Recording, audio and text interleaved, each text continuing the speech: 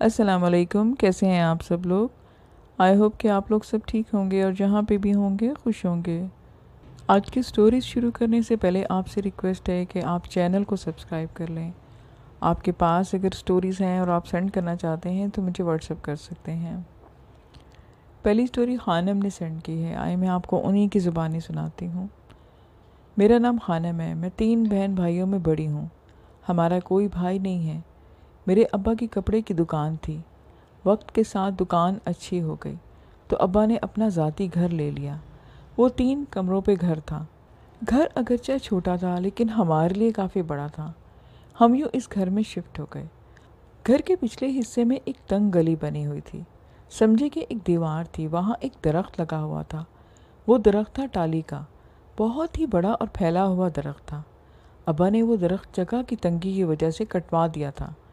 ہمیں آئے ہوئے ابھی کچھ ہی دیر گزری تھی کہ مجھے پتہ نہیں کیوں مغرب کے اندھیرے سے خوف آنے لگا، جو کہ پہلے بالکل بھی نہیں ہوتا تھا۔ وقت جیسے جیسے گزرا میرا دل کی کیفیت شام ہوتے ہی گھبرانے لگتی، عجیب سی حالت ہو جاتی تھی۔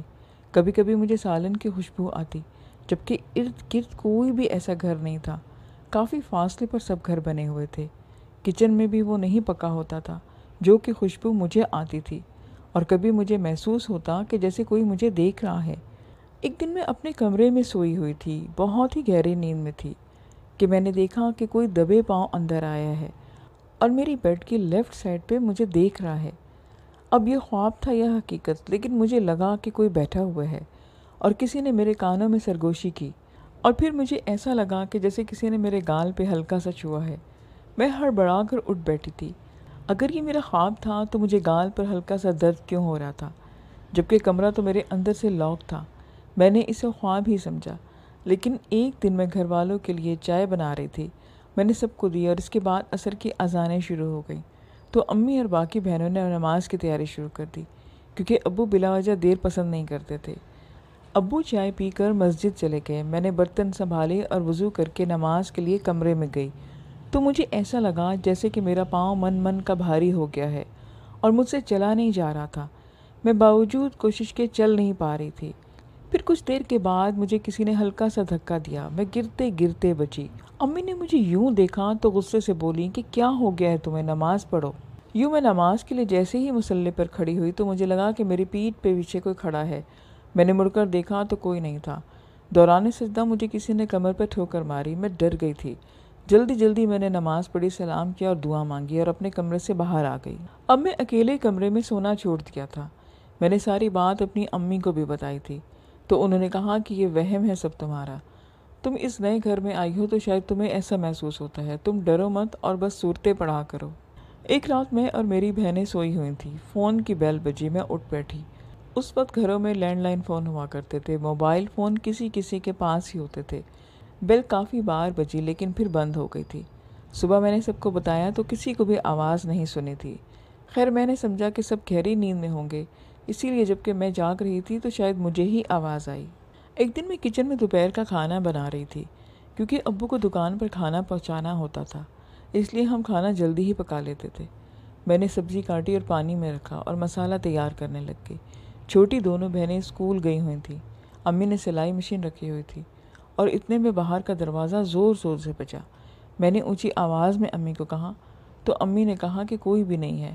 میں نے باہر نکل کر دروازہ کھولنے لگی تو امی نے پھر کہا کہ بیٹا کیا ہوا، اب کون آیا ہے؟ میں نے دروازہ کھولا تو وہاں پہ کوئی بھی نہ تھا۔ میں نے پھر کہا کہ امی دروازہ بجا تھا۔ امی نے مجھے بہت غور سے دیکھا اور کہا کہ بیٹا دروازہ نہیں بجا تھا، یہ تمہارا وہم ہے۔ اب وہ مجھے کچھ دیکھ کر پریشان نظر آ رہی تھی۔ انہوں نے مجھے کہا کہ بیٹا صورتیں پڑھا کرو جو میں نے تمہیں بولی تھی۔ کچھ نہ کچھ میرے ساتھ انہونی ہوتی ہی رہی۔ کبھی یوں لگتا کہ صحن میں کوئی چل رہا ہے اور جیسے بہت سارے لوگ مل کر باتیں کرتے ہیں۔ اکثر مجھے کسی کے اپنے ساتھ ہونے کا احساس ہوتا۔ میں نے بہت بار اپنے گھر والوں کو بتایا لیکن کسی نے بھی اس کو میری بات کو اہمیت نہ دی، سب نے اسے میرا وہم ہی سمجھا۔ امی نے تو میری اس پریشانی کا حل شادی ہی سمجھا۔ یوں خاندان سے کافی رشتے آنے لگے، لیکن جب مجھے کوئی دیکھنے کے لیے آتا تو میں بری طرح سے گرتی یا مجھے بہت تیز بخار ہو جاتا۔ یوں ہی یہ سب سلسلہ چلتا رہا۔ ایک دن میں نہا کر بال سکھانے صحن میں بیٹھی ہوئی تھی، سب گھر والے بھی میرے ساتھ ہی تھے، کہ مجھے سگریٹ کے دھوئیں کی اسمیل آئی۔ کوئی سگریٹ پی رہا تھا، لیکن جبکہ میرے ابو سگریٹ نہیں پیتے تھے۔ میں نے دل میں اپنے سوچا کہ کب تک میرے ساتھ ایسا ہوتا رہے گا۔ مجھے کان میں آواز آئی، ایک عجیب سی آواز جیسے ناک سے بولی گئی ہو اور کوئی غصے سے غرا رہا ہو۔ میں ڈر گئی تھی۔ پھر کسی نے میرے بال پکڑ کر کھینچے۔ میں ڈر کر اندر بھاگی اور امی کو بتایا۔ اب امی بھی تنگ آ چکی تھی۔ انہوں نے مجھے ڈاکٹر کو دکھایا۔ ڈاکٹر نے کہا کہ سب نارمل ہے، کوئی بھی مسئلہ اس کے ساتھ نہیں۔ ایک دن میں سوئی ہوئی تھی، رات کو کسی نے میرے منہ پر زور سے ایسے ہاتھ رکھا کہ میرا پورا منہ بند ہو گیا تھا۔ میں نے ہاتھ ہٹانے کی بہت کوشش کی، لیکن اس کی گرفت بہت ہی سخت تھی اور ہاتھوں پر اس کے بال تھے۔ پھر میں نے دل سے آیات پڑھنا شروع کر دی تو ہاتھ کی گرفت ڈھیلی ہو گئی اور وہ وہاں سے ہٹ گیا۔ لیکن اس رات میں بہت زیادہ خوفزدہ رہی۔ میری خالہ ہمارے گھر آئیں۔ میں نے سب ان کو بتا دیا، کیونکہ میری خالہ سے بہت بنتی تھی۔ انہوں نے کہا کہ مجھے پتا ہے کہ آپا ان باتوں پہ یقین نہیں رکھتی، مگر تم میرے ساتھ چلنا، دیکھنا کہ سب ٹھیک ہو جائے گا۔ یوں میری خالہ مجھے بازار کا کہہ کر اپنے ساتھ ایک عامل کے پاس لے گئی اور ان کو سب بتایا۔ انہوں نے مجھے کہا کہ مجھ پر جنات کا اثر ہے، اچھا ہوا کہ تم ابھی آ گئیں، ورنہ تمہاری موت پکی تھی اور چاند کی 14 تاریخ کو یہ نہیں بچتی۔ انہوں نے مجھے ایک کمرے میں اکیلا دائرہ کھینچ کر اندر بٹھایا اور کہا کہ اپنی آنکھیں بند رکھنا، جب تک میں نہ بولوں ان کو نہیں کھولنا۔ کمرے میں اندھیرا تھا، عامل بابا اور میں ہی تھے۔ وہ کچھ پڑھ رہے تھے۔ مجھے بہت عجیب عجیب سی آوازیں سنائی دیں، جیسے کہ بہت سارے لوگ میرے ارد گرد جمع ہوں۔ پھر انہوں نے مجھے آنکھیں کھولنے کا کہا۔ میں نے جیسے ہی آنکھیں کھولے، کمرے میں مدھم سی روشنی تھی۔ میں نے عجیب خلقت دیکھی، چھوٹے گرد گٹھے جسم والے اور بالوں سے بھرا بدن۔ وہ کافی حد تک بندروں سے ملتی جلتی مخلوقیں تھیں۔ آنکھیں چھوٹی اور چمکدار تھیں۔ مدھم روشنی میں وہ کافی تعداد میں تھے اور مجھے نظر آ رہے تھے۔ اتنے میں عامل کی آواز کمرے میں گونجی کہ کون ہو تم اور کیا چاہتے ہو؟ عجیب سی آواز سے ان میں سے ایک بولا۔ آواز بالکل صاف نہیں تھی۔ آواز یہ آئی کہ ہمیں لڑکی چاہیے، یہ ہمیں پسند آ گئی ہے، اور سب میری طرف بڑھنے لگ گئے۔ وہ سب مجھے دیکھ رہے تھے جبکہ میں بہت ہی زیادہ ڈری ہوئی تھی۔ اتنے میں عامل کی آواز گونجی کہ چلے جاؤ ورنہ حضرت سلمان تمہیں نہیں چھوڑیں گے، تمہارا خاتمہ ہو جائے گا۔ پھر آواز آئی کہ نہیں جائیں گے، ہمارا گھر ہے، درخت ان لوگوں نے کاٹا۔ عامل بابا اٹھے اور ان کا ہاتھ میں پانی تھا، انہوں نے ان پر چھڑکا، جس سے ان کی چیخیں آنے لگیں، تم کافر ہو، اور کافی جنوں کے خلاف حضرت سلمان نے جنگ کی تھی۔ وہ چیخیں مارتے ہوئے ایک ایک کر کے غائب ہونا شروع ہو گئے۔ اس کے بعد عامل بابا ہمارے گھر آئے۔ انہوں نے آب زمزم کا پانی چاروں کونوں میں چھڑکا، ہمیں پینے کے لیے بھی دیا اور تعویذ ہمیں پہننے کے لیے دیے۔ ان کے کہنے کے مطابق یہ جنات کافر تھے اور یہ ان کا پورا گروہ تھا جو دھیرے دھیرے مجھے نقصان پہنچا کر مارنا چاہتے تھے، اور گھر کافی عرصے سے بند تھا تو یہ ان کا یہاں پر بسیرا تھا۔ خیر ہم نے اس کے بعد گھر میں قرآن خوانی کروائی اور پھر سب کچھ ٹھیک ہو گیا، لیکن میں بہت اذیت سے گزری تھی جو مجھے شاید کبھی بھی نہ بھولے۔ میرا نام طاہرہ ہے اور یہ 1984 کی بات ہے۔ ہم 4 بہن بھائی تھے۔ ہمارا دوسرے نمبر پر بھائی تھا، جمیل اس کا نام تھا۔ اس کی عمر 5 برس کی تھی۔ ایک دن وہ بہت بیمار ہوا اور اسی میں اس کی موت بھی ہو گئی۔ ہمارے گھر کوحرام مچ گیا تھا کیونکہ وہ گھر بھر کا لاڈلا بچہ تھا، مجھ سے 2 سال ہی چھوٹا تھا۔ ہم اکٹھے کھیلتے تھے، بہت ہی اچھا تھا۔ جب وہ چلا گیا تو گھر بھر کی خوشیاں بھی اپنے ساتھ لے گیا۔ ہم سب اس کے جانے کے بعد بہت اداس ہو گئے تھے۔ مجھے یاد ہے کہ سب سے چھوٹا بھائی جمیل کے ساتھ بہت پیار کرتا تھا اور وہ اپنی طوطلی زبان میں اس کا پوچھتا اور گھر بھر میں اسے ڈھونڈتا رہتا۔ جب وہ اس کا نام لے کر پکارتا تو ہم سب روتے تھے، کیا بتاتے کہ وہ اب کبھی نہیں آئے گا۔ یوں ہی دن گزرنے لگے۔ ہمارا دروازہ کسی نے زور زور سے پیٹا۔ میرا چھوٹا بھائی کھیل رہا تھا۔ وہ بولا کہ جمیل آ گیا ہے، کیونکہ وہ اسے بھول نہیں سکا تھا۔ میری امی نے جب دروازہ کھولا تو وہیں ایک بچہ کھڑا تھا جس کی شکل، قد، رنگت، حتیٰ کہ آنکھیں تک میرے بھائی جمیل سے ملتی تھیں۔ امی نے اس بچے کو بنا سوچے سمجھے اندر بلا لیا۔ ان کی ممتا تھی جس کی وجہ سے بچہ مسکراتا ہوا اندر آ گیا۔ ہم بہن بھائی بھی اسے دیکھ کر خوش ہو گئے کہ جیسے جمیل آ گیا ہو۔ وہ بچہ آتے ہی ہم سے بالکل جمیل کی طرح برتاؤ کرنے لگ گیا، جیسا کہ عرصے بعد گھر آیا ہو اور ہم سے مل رہا ہو۔ امی نے اسے کتنی بار سینے سے لگایا تھا، چوما تھا۔ ہم سب اسے پیار کر رہے تھے کہ ابو گھر آئے۔ وہ بھی حیران تھے، لیکن ابو نے جب پوچھا کہ یہ بچہ کون ہے اور کہاں سے آیا ہے تو ہم سب جیسے ہوش میں آ گئے۔ ہمیں یاد آیا کہ جمیل تو مر چکا ہے، تو یہ کون ہے؟ بچہ بولا اور کہا کہ وہ اجمل ہے، یعنی نام بھی اس کا ملتا جلتا تھا۔ ابو نے اس سے پوچھا۔ ہم نے محسوس کیا کہ کچھ بچہ نارمل نہیں ہے، وہ ہکلا کر بول رہا تھا، لیکن اس کی مشابہت بہت زیادہ ہمارے جمیل سے تھی۔ بچے نے بتایا کہ وہ اپنے گھر سے آیا ہے، وہ یہاں بھاگ کر پہنچا ہے۔ اس کے باپ نے اس کی ماں کو چھریاں ماری ہیں۔ ماں باپ کا نام تک نہیں جانتا، نہ ہی گاؤں کا پتہ تھا، بس وہ یہ جانتا تھا کہ اس کا نام اجمل ہے۔ میری امی نے کہا کہ اسے کھانا کھلا کر چھوڑ آؤ۔ ہم نے اس دن سبزی بنائی ہوئی تھی۔ اس نے کھانے سے انکار کر دیا، جبکہ بالکل جمیل بھی وہ کھانا نہیں کھاتا تھا۔ ہماری امی اسے کچھ اور بنا کر دیتی تھی، تو امی نے اس دن بھی ایسا ہی کیا، اس بچے نے وہ کھا لیا۔ پھر حیرت کی بات یہ کہ وہ بچہ بالکل ویسے ہی کھیل کھیل رہا تھا جو جمیل کھیلتا تھا۔ ہمارے گھر تو رونق آ گئی تھی۔ ابو اسے لے کر پولیس اسٹیشن گئے، تو پولیس نے کہا کہ جب تک اس کے لواحقین کا علم نہیں ہوتا ہم اسے عیدی فاؤنڈیشن دے دیتے ہیں، آپ اسے ادھر چھوڑ جائیں۔ ابو جیسے ہی اسے چھوڑ کر اٹھے اور جانے لگے تو وہ بچہ رونے لگ گیا، بالکل جمیل کی طرح، اور ہمارے ابو سے چمٹ گیا۔ وہ بھی رونے لگ پڑے۔ ظاہر سی بات ہے انہوں نے بیٹا کھویا تھا، لیکن کیا کرتے، اسے ایسے گھر میں رکھنا بھی تو ٹھیک نہیں تھا۔ تو پولیس والوں نے کہا کہ آپ ایسا کریں، اسے اپنے گھر پر رکھیں، جیسے ہی اس کے لواحقین کا علم ہوگا ہم آپ سے کانٹیکٹ کر لیں گے۔ یوں ہمارے ابو اسے دوبارہ گھر لے کر واپس آ گئے۔ ہم بہت خوش ہو گئے۔ حیرت دیکھی کہ اسے اپنے کھلونوں کا بھی علم تھا۔ گھر کے کمرے میں ویسے ہی پھرتا تھا جیسے جمیل پھرتا تھا، سب کچھ بالکل ویسا ہی تھا۔ ایک دن امی نے اسے نہلایا تو بالکل اس کے کندھے پر بھی کالا تل اسی جگہ پر موجود تھا جہاں جمیل کے ہوتا تھا۔ اب تو ہمارے گھر کا فرد بن گیا تھا۔ ہمارے محلے میں بھی بات مشہور ہو چکی تھی یہ کہانی، لیکن کافی ماہ گزر چکے تھے، اس کے لواحقین کا علم نہیں ہو سکا تھا۔ ابو نے تو سب جگہ اپنی طور پہ کوششیں کی، لیکن کچھ بھی پتہ نہ چل سکا کہ وہ کہاں سے آیا تھا۔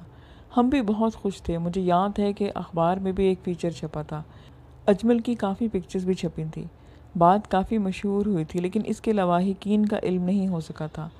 وقت گزرتا جا رہا تھا، ہم اسے جمیل مان چکے تھے۔ ہمارے ابو البتہ تیار تھے کہ اسے کبھی نہ کبھی کوئی لینے آ جائے گا، جو کہ اب ممکن نظر نہیں آتا تھا۔ جب دوسرا سال گزرا تو کوئی بھی اسے لینے نہیں آیا۔ ابو نے پھر اسے اپنا بیٹا مانا اور اسے اسکول داخل کرا دیا، لیکن وہ کچھ دماغی طور پر مکمل نارمل نہیں تھا۔ اس کا علاج کروایا تو کافی فرق پڑا تھا، خاص طور پر اب وہ مکمل بولنے لگ گیا تھا۔ ہم سب اکٹھے کھیلتے اور کھاتے پیتے تھے۔ چھوٹے بھائی کے ساتھ بھی اس کا رویہ ویسا ہی تھا جیسے جمیل کا ہوتا تھا۔ وقت گزرا، اب ہم سب بہن بھائی بڑے ہو چکے تھے۔ میری اور میری بہن کی شادی ہو گئی تھی، ابو ہمارے فوت ہو گئے تھے، امی بیمار رہنے لگ گئی تھیں، اجمل کام پر جاتا تھا، پڑھائی میں کچھ خاص نہیں تھا، میٹرک بھی نہ کر سکا تھا۔ دکھ تو یہ تھا کہ سب گھر والے اور سب رشتہ دار جانتے تھے کہ وہ ہمارا سگا نہیں ہے، اس لیے رشتے چھوٹے بھائی کے آتے اجمل کو کوئی بھی برادری میں رشتہ دینے کو تیار نہیں تھا۔ امی بہت بیمار رہتی تھیں۔ اب ہم سب بہن بھائیوں کی شادی ہو گئی تھی۔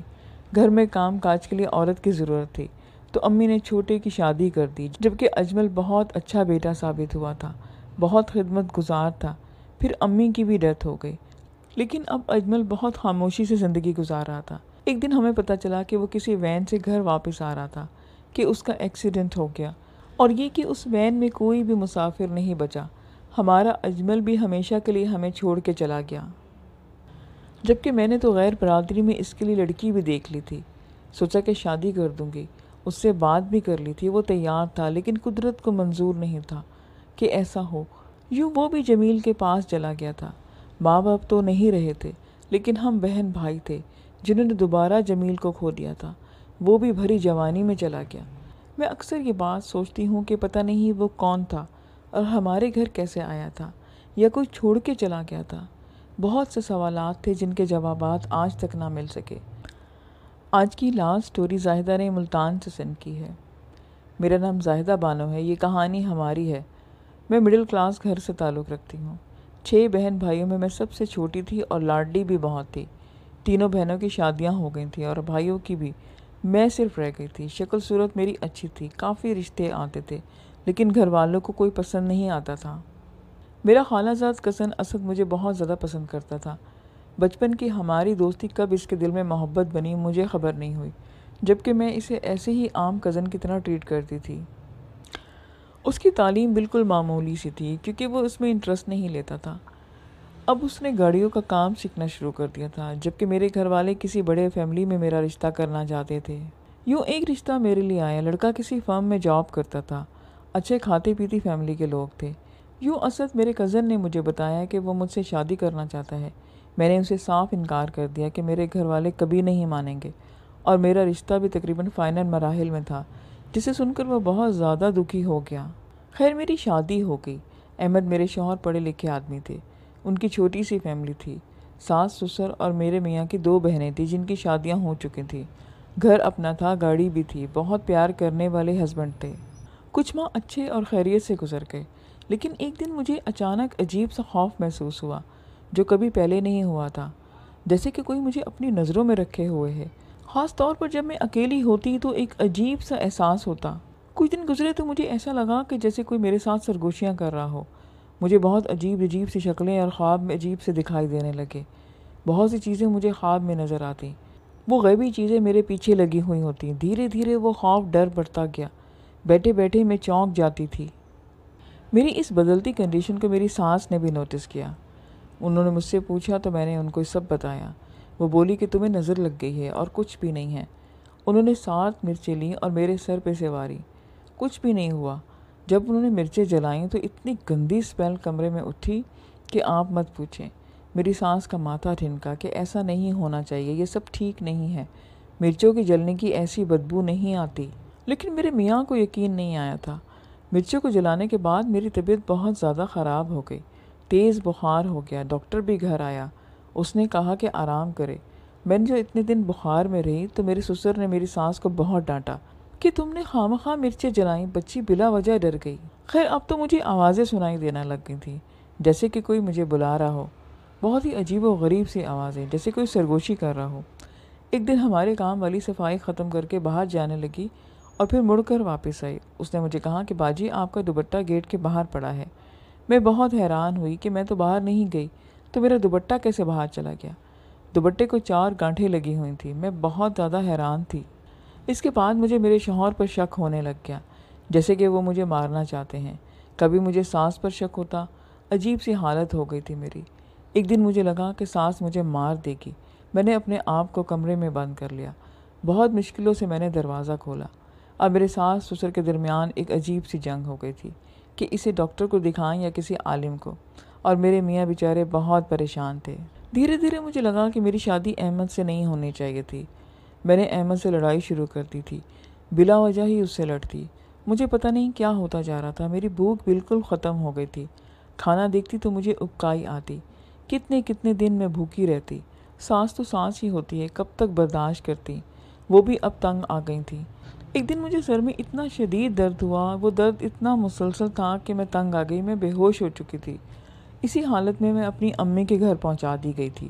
سسرال والے بھی اب تھک گئے تھے، کب تک مجھے برداشت کرتے؟ خیر میں امی کے گھر آ گئی تو امی نے مجھے مسجد والے چچا امام صاحب کو بلوایا۔